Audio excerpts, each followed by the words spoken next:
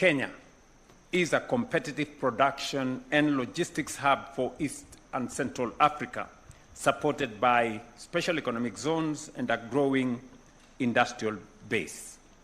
As part of the strengthening of the strategic partnership between Kenya and France, our two countries today signed right here 11 instruments aimed at deepening cooperation across strategic sectors of our economies.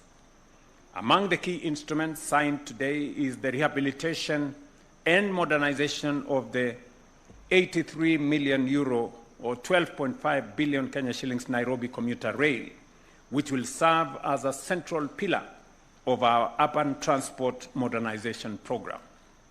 The Nairobi Commuter Rail 5 is expanding and upgrading key commuter rail corridors linking Nairobi to satellite towns such as Syokimau, Embakasi, Ruiru, and Kikuyu. New extensions, including the Rurutangong line, currently under construction, will further improve connectivity across our metropolitan city.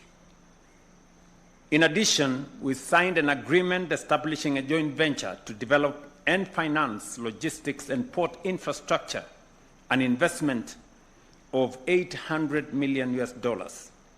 We also signed an agreement to facilitate the purchase of premium purple tea varieties and promote Kenya's specialty teas across French retail networks, creating opportunities for value addition and high income for our farmers. Mr. President, tomorrow at the dinner, we will be serving some Kenyan tea that looks like French wine. I want just to clarify the fact that Western African countries will be present. I mean, President of Senegal, President of Ivory Coast, President of Gabon, President of DRC, and many others will be here. It's hard to say that Western Africa will not be present in this room. You have three countries, and I do regret that, which decided, because of the coup and the behaviors of the military people in charge, to put them aside from the rest of the club, by the way, aside of ECOWAS as well and others. It doesn't mean that West Africa is not part of this meeting. The biggest leaders of Western Africa will be here. And beyond that, we've been very vigilant to have civil society, even from Sahel states, being present. Because we can disagree with some of these governments, quote to quote, but we never disagree with people. We love these people. In Mali, in Burkina Faso, in Niger. There's no desire to hide anything. No, it's just a way of saying Africa is a whole, and we are really Pan-African, and we believe that Africa is a continent, and that the continent has a lot to build, with the youngest population in the world, a fantastic demographic dividend, and with the greatest growth in the world. The growth of Africa was just higher than Southeast Asia's. So we have to take a different look at Africa. And indeed, it is a continent that I want no longer France to consider as our backyard, quote unquote, or in which our CEOs would have guaranteed contracts or partnerships because it would be in French-speaking countries. No, or because France would give some kind of guarantee or insurance that things would happen. No, and that's over since 2017. Because way before 2017, our companies had started losing market shares in French-speaking African countries because Africa is a competitive ground. I mean, and rightly so.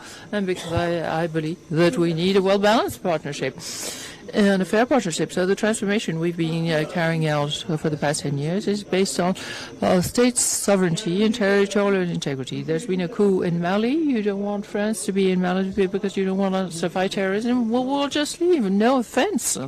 No offense. But the events have shown that this wasn't not the best solution or the best option for Mali. And I would like to pay tribute to our soldiers here who fell. We're showing that there trade, a well-balanced partnership. Western African countries are here, are present. And France, when we see what we've been able to do over the past years with Benin in security, and when we see what we've been doing with Gabon, and what we've done with the President of Senegal, and we'll see tomorrow when we see what we're doing in sports, in culture, or in reinventing our partnership in security with local academies. I mean, we're doing wonderful things. We're transforming things, and we are creating something unprecedented in the relationship between France and the African continent. On Iran, I think there's a lot of confusion. I think we need to calm things down. You talked about a deployment, quote unquote. Now, there was never any deployment taken into consideration or imagined. No, I decided a few years ago to move the Charles de Gaulle and the frigates that it was escorting and the whole air and naval group over the Joker to the Eastern Mediterranean to Cologne. It was never a deployment, but we are just ready. And from the beginning, from day one, we say, okay, freedom of navigation. That's the motto. We have to put an end to any blockade, whoever is holding it, and refuse any kind of toll and allow free navigation. We discussed this with the President. The whole African continent has fallen victim to the blockade since the Hormuz Strait was blocked. So we never envisaged, so look at all of our declarations, we never thought about any kind of deployment. That was not what France wanted. We deployed an ad hoc mission co-steered with the British authorities, bringing together 50 countries and international organizations to allow, in a concerted manner, to come into a dialogue with Iran and to ensure, as soon as conditions may allow it, to allow for free circulation in the Strait of Hormuz and free circulation, free maritime traffic for fertilizers, oil, and any kind of other goods. I don't know who is commanding, but this is what France has to say, and I can only call for everybody's quietness. I mean, there's too much talking and too much excitement, even in words. And I think we're all the victims of what is going on now. Our fellow citizens in France are paying the price of a war we never wanted. So today, let's try and remain calm and prioritize a peaceful reopening of the Hormuz Strait and have priorities in an adapted ballistic and nuclear framework. And France is fully respectful of the rule of law and international law. And I want to be very clear that what President Macron is doing, recalibrating this relationship, is actually what we want as Africans. This is how we want the relationship to be going into the future.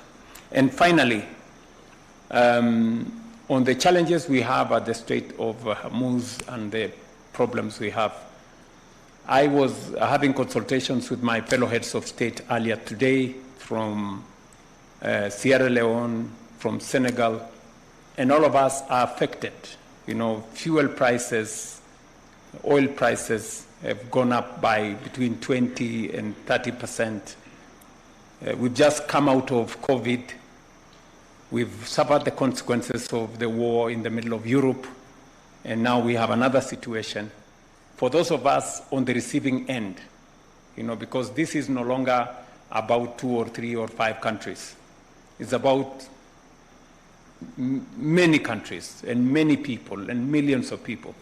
The sooner we find a resolution, the better for all of us. It is our very strong belief and urge that the people concerned should not just consider their interests, they should also consider the interests of millions who today are paying the price of the war in that corner. So whatever that can be done should be done so that we find a resolution and we find a ceasefire and we find a resolution of the conflict there. And President Macron and your colleagues in the EU please deploy your diplomacy and all other assets that you have to see how we can bring this to an end. Otherwise, ladies and gentlemen, it was our pleasure to have you. President Macron, thank you very much. Thank you. And that brings us to the end of the joint press